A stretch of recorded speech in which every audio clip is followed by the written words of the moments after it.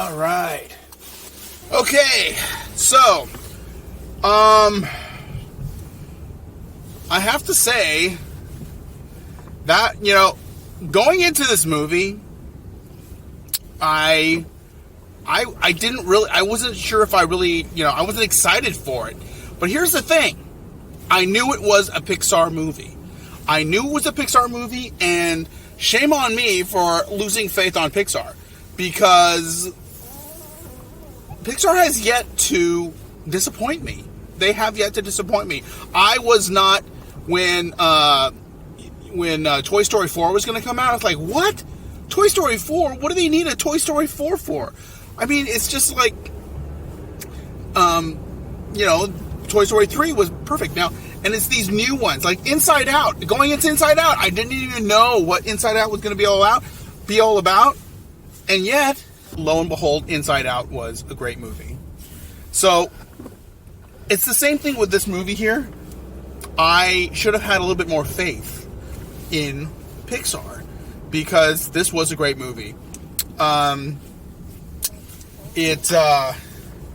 like how it sets up the world really quickly at the beginning.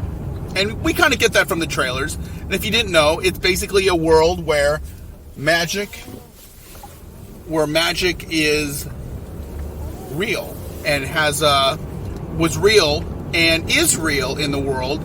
It's just that it was forgotten after science and electricity had taken over. Because once science had taken over, people just started getting lazy and not relying on their natural tendencies to magic. And you can say that's there's so many parallels you can take out of that in this movie.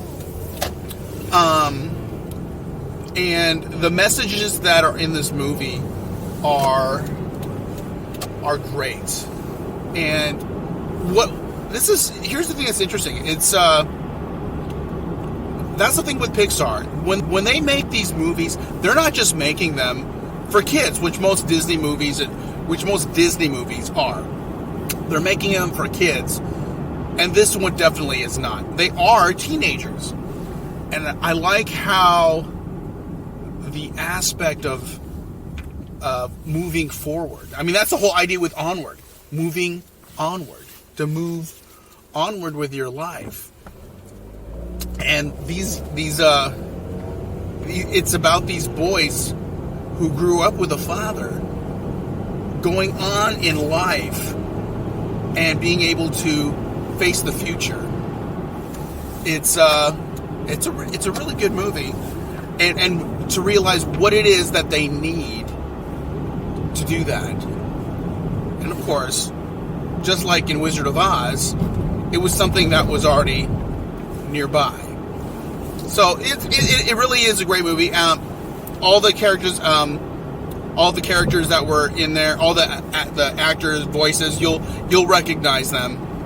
Chris Pratt, of course, plays the older brother. The voice, I don't know, it's not the main protagonist. The name is not coming to mind, but it's the guy that played Spider-Man in the latest incarnation in Spider-Man. Both guys are, big in the Marvel Universe, or the guy who did Spider-Man. Julie Louis-Dreyfus plays the mother. And here's the thing, she is not, they don't leave that character as just a secondary character. She has her own side story to live by, and I think that's good as well. I'm glad that they did that as well. I would totally recommend this movie because it's got comedy that everyone can enjoy in this movie. One aspect that I really thought was great was because they're living in this world where magic is real. The idea of Dungeons and Dragons that's in this movie, it's a game in this world, but in this world, the game is actually based on historic history, the history of the world. And so I don't know. So all the spells and everything like that is actually based on quote unquote historical realism or whatever you call. And so the brother, played by Chris Pratt, he knows, he's so into this game, this Dungeons and Dragons type game, that he knows the secrets of how to go on this quest. And if you didn't know what the quest was, the quest is to try to reunite with their father, essentially, is what the whole entire quest is for them to do. One of the other thing, there's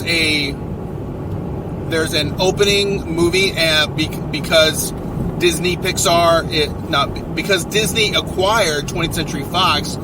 There is a small short at the beginning, which is The Simpsons. Totally worth it as well to go if you want to go and see that. It's a little love story from little Maggie. I think it's Maggie.